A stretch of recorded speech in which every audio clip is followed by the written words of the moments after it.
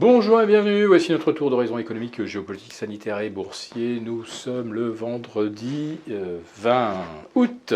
Et pour comprendre comment tourne la planète finance en cette séance technique des trois sorcières, c'est sur la bourse au quotidien et nulle part ailleurs. Et l'épisode du jour s'intitulera « Le vrai luxe dans le contexte actuel, c'est de ne pas se faire piéger ».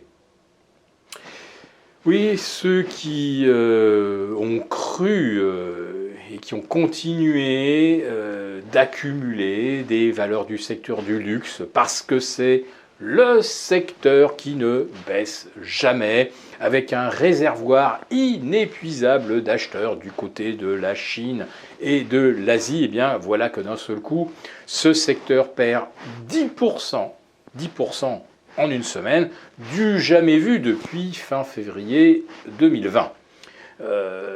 Des séances à 9, moins 9, moins 9,5 sur Kering. Là aussi, il faut revenir pratiquement au début du mois de mars pour voir une telle purge.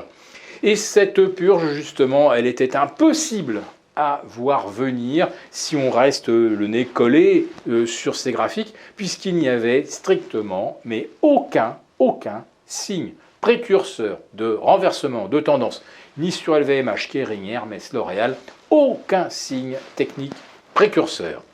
Voilà, ça nous est tombé un petit peu dessus. Alors curieusement lundi, il y a eu cette ouverture en gap à la baisse sur LVMH, Kering, Hermès, on n'a pas trop bien compris. Et puis le lendemain, voilà que Xi Jinping prononce ce discours où il fustige un petit peu, allez, l'argent fou, l'argent roi, l'argent ostentatoire, les revenus un petit peu obscènes et qui s'étalent au grand jour. Dans une démocratie communiste, ça fait quand même un petit peu désordre. Et M. Xi Jinping rappelle donc qu'il faut toujours combattre les inégalités et que ces inégalités aujourd'hui deviennent beaucoup trop voyantes. Et il s'interroge sur comment certains arrivent à s'enrichir de façon aussi astronomique. Et qui s'interroge également sur la contribution des entreprises justement à la richesse nationale, quand ces entreprises s'enrichissent beaucoup mais payent finalement assez peu d'impôts. Alors évidemment, les oreilles des groupes de luxe commencent à siffler, parce que s'il y a bien des entreprises qui font des marges phénoménales et qui engrangent des bénéfices historiques, ce sont bien celles-là naturellement. Voilà. Donc, le luxe qui chute de 10% sur la semaine, eh bien, c'est à nouveau un CAC 40 qui perd également 4,5% sur la semaine. CAC 40 qui fait en fait, en l'espace de 5 séances, une directissime à la baisse entre 6913 et 6560. Voilà. Une bonne petite secousse, mais rassurez-vous, pas suffisante pour l'instant pour inverser la tendance baissière à Paris. Quant aux indices US, alors là, il n'y a pas d'inversion de tendance d'aucune sorte, puisque comme d'habitude, les gérants américains sont venus vendre du papier en Europe, notamment jeudi matin, pour soutenir les trois principaux indices US. Ils étaient tous dans le vert d'ailleurs, à 21h30. Il a fallu que, je ne sais pas, quelques grosses mains viennent procéder à quelques ajustements pour que le Dow Jones ne finisse pas dans le vert. Mais sinon, cette séance qui avait commencé par du moins 2,5 à moins 3 en Europe, s'est terminée dans le vert sur les indices américains. Voilà. Donc, soutenir les indices US à la veille des trois sorcières, c'est évidemment de bonne guerre, mais c'est uniquement tactique. Voilà, une fois qu'on a compensé les options août, et ça sera donc chose faite dès l'ouverture cet après-midi à Wall Street, eh bien voilà, ce coup est joué et on repart sur une nouvelle donne lundi.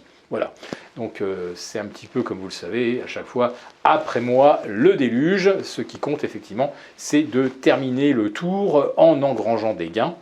Et le mois d'août, pour les indices US, sera le 7e mois de hausse consécutif.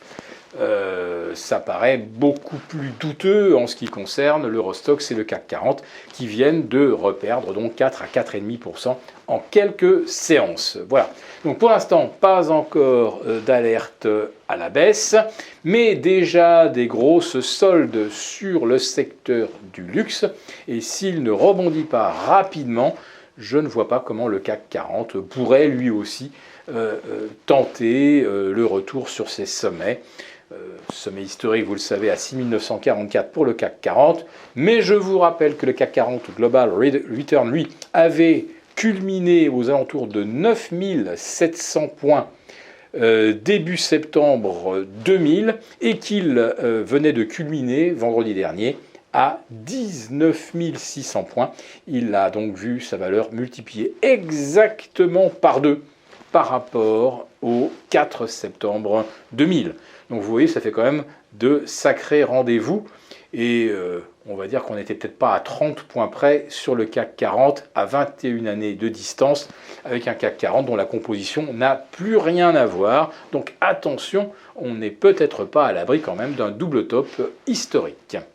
Je vous souhaite à tous un très bon week-end. On se retrouve, vous retrouvez lundi, Gilles, pour un live. Et je vous retrouve également avec les abonnés des affranchis pour notre premier live de la semaine mardi.